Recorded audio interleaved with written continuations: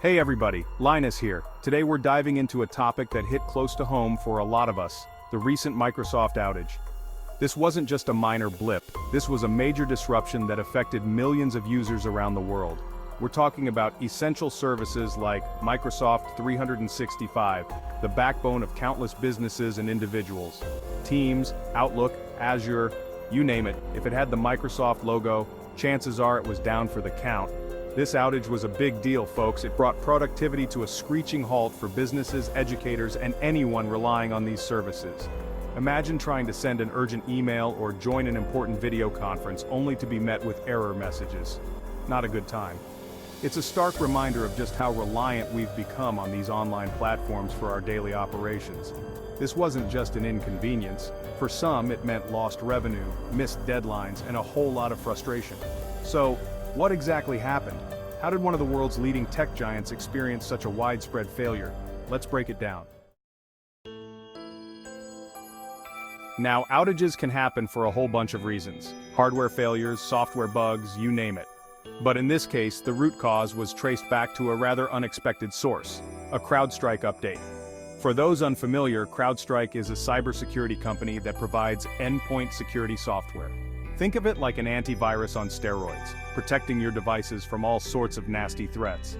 Microsoft, like many other companies, uses CrowdStrike to beef up its security. So, where did things go wrong? Well, it seems that a recent update to CrowdStrike's software inadvertently triggered a chain reaction that messed with Microsoft's network routing. In simple terms, devices on the network couldn't communicate with each other properly, leading to a massive traffic jam in the digital world. It's like suddenly changing all the traffic lights in a city to red. Chaos ensues. This wasn't a malicious attack or a deliberate attempt to take down Microsoft, but rather an unfortunate case of unintended consequences, and the consequences were certainly felt far and wide. Imagine logging into your computer, ready to tackle your to-do list, only to find out that your entire workflow is shot.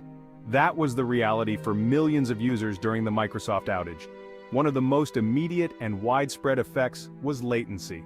Simple tasks like sending emails or opening files became a waiting game. Web pages loaded at a snail's pace, if at all.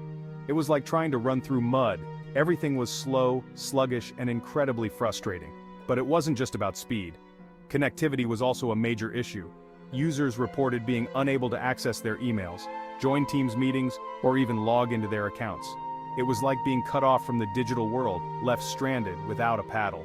For businesses, this meant delays, missed opportunities, and a hit to their bottom line. For individuals, it was a major disruption to their daily lives. And for everyone, it was a stark reminder of just how vulnerable we are in our increasingly digital world. This incident underscores the interconnectedness and inherent fragility of our digital infrastructure, Bruce explained. Even a seemingly minor software update can have cascading effects, disrupting critical services on a global scale. Bruce went on to emphasize the importance of robust testing and fail-safe mechanisms, especially when dealing with systems operating at such a massive scale. We live in a world where our reliance on technology continues to grow exponentially, he added. As such, we need to prioritize security and resilience, ensuring that our digital infrastructure is as robust and reliable as possible. Wise words from a true expert. Now, to Microsoft's credit, they didn't just sit back and watch the world burn. They sprang into action, working tirelessly to identify the root cause of the outage and get their services back online. Their engineers worked around the clock, implementing a series of fixes and workarounds to address the network routing issue. They also kept users informed through their various communication channels, providing updates on the situation and estimated recovery times. But it wasn't just about putting out the fire. Microsoft also took steps to prevent similar incidents from happening again. They reviewed their update procedures, strengthened their testing protocols, and implemented additional safeguards to enhance the resilience of their network. It's clear that Microsoft takes these incidents seriously, and they're committed to learning from their mistakes to provide a more reliable and secure experience for their users. So, what can we take away from this whole Microsoft outage debacle? Well, for starters, it's a stark reminder that even the biggest, most sophisticated tech giants aren't immune to outages. It highlights the importance of cybersecurity, robust testing, and having solid disaster recovery plans in place. It's not just about preventing outages altogether, but also about minimizing their impact when they do occur.